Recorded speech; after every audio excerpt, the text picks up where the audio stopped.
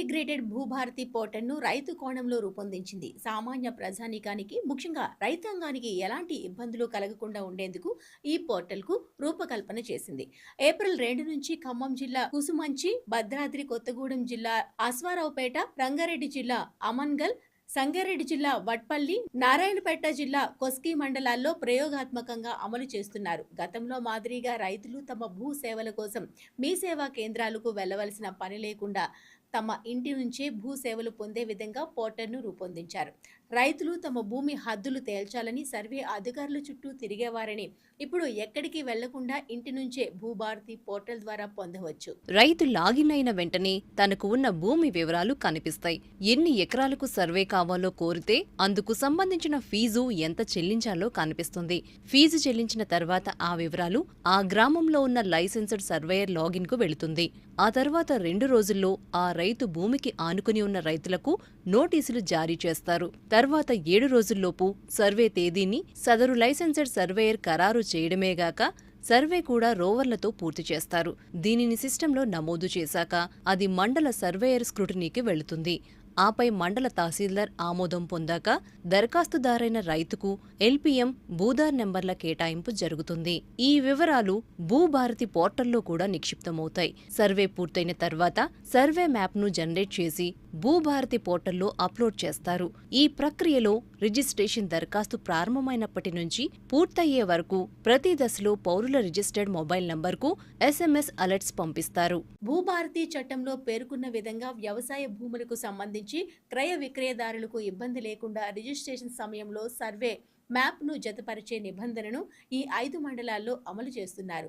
ఈ 5 మండలాల్లో ప్రతి సర్వే మ్యాప్ యూనిక్ నెంబర్, అదేవిధంగా ప్రతి సర్వే నెంబర్కు ఆధార్ నెంబర్ మాదిరిగానే భూధార్ నెంబర్ను కూడా ఇస్తారు. 5 మండలాల్లో రైతులు దరఖాస్తు చేసుకున్న తర్వాత సర్వే నిర్వహించడానికి అవసరమైన సర్వేయర్లను అందుబాటులో ఉంచారు. అలాగే గొలుసులు, కర్రలు, క్రాస్ స్టాఫ్, మేనేజింగ్ టేప్ వంటి పాత సర్వే పరికరాలకు స్వస్తి చెప్పి రోవర్లతో సర్వే నిర్వహిస్తారు. దీనివల్ల సర్వే ప్రక్రియ త్వరితగతిన పూర్తవుతుందని, ఖచ్చితమైన సర్వే వివరాలు వస్తాయి. భూ సమస్యలు రైతు జీవితంలో పెద్ద అడ్డంకిగా మారాయని, వాటికి శాశ్వత పరిష్కారం చూపేందుకు ఇంటిగ్రేటెడ్ భూభారతి పోర్టల్ ఒక కీలకమైన ముందడుగు అని, రైతు ఇంటి నుంచే అన్ని సేవలు పొందేలా పారదర్శక వ్యవస్థను తీసుకువస్తున్నారు. ఇది రెవెన్యూ వ్యవస్థలో చారిత్రాత్మక మార్పుకు నాంది అవుతుందని మంత్రి పొంగులేటి శ్రీనివాసరెడ్డి తెలిపారు. తెలంగాణ ప్రభుత్వం రియల్ ఎస్టేట్ రంగంపై ప్రత్యేక దృష్టి సారించింది.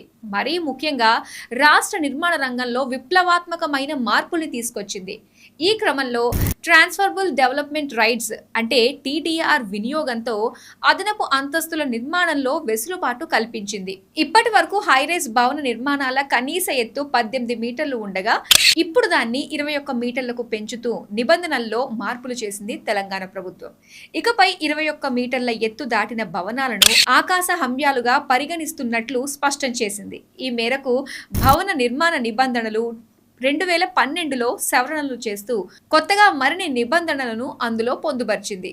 భవన నిర్మాణ అనుమతుల్లో కీలక మార్పులు. హైరైజ్ నిర్మాణ నిబంధనల్ని సవరించిన తెలంగాణ ప్రభుత్వం. ఇకపై 21 మీటర్లు దాటితేనే హైరైజ్ బిల్డింగ్.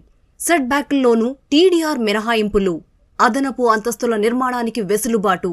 ఇప్పటి వరకు ఉన్న భవన నిర్మాణ నిబంధనల మేరకు రోడ్డు వెడల్పు, ప్లాట్ విస్తీర్ణం ఆధారంగా అనుమతించిన ఎత్తు వరకు మాత్రమే నిర్మాణం చేయాల్సి ఉండేది.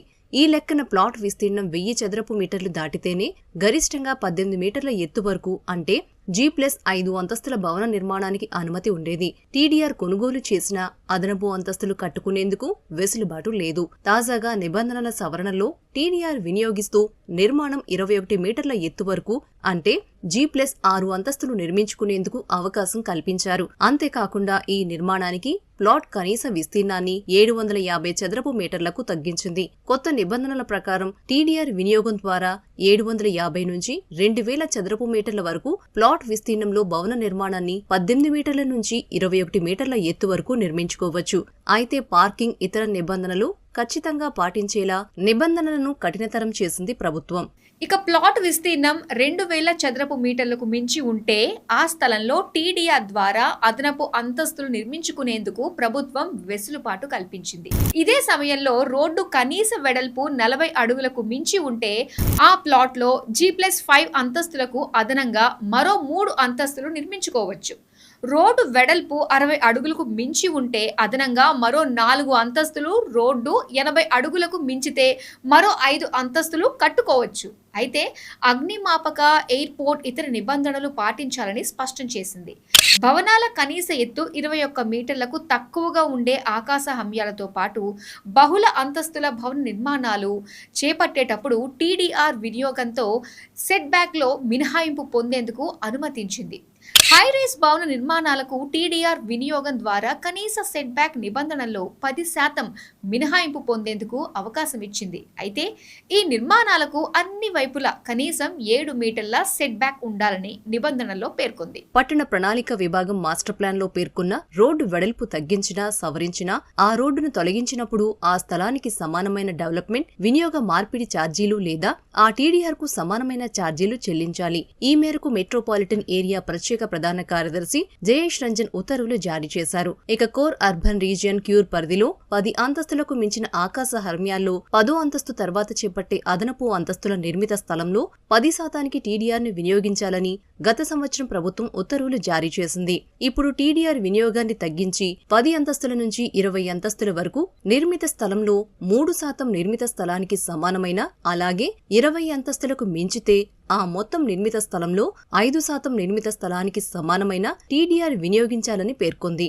ఇదే సమయంలో భవన నిర్మాణ దరఖాస్తు సమయంలో 50% టీడీఆర్ వినియోగిస్తున్నట్లు డాక్యుమెంట్స్ సమర్పించాలి.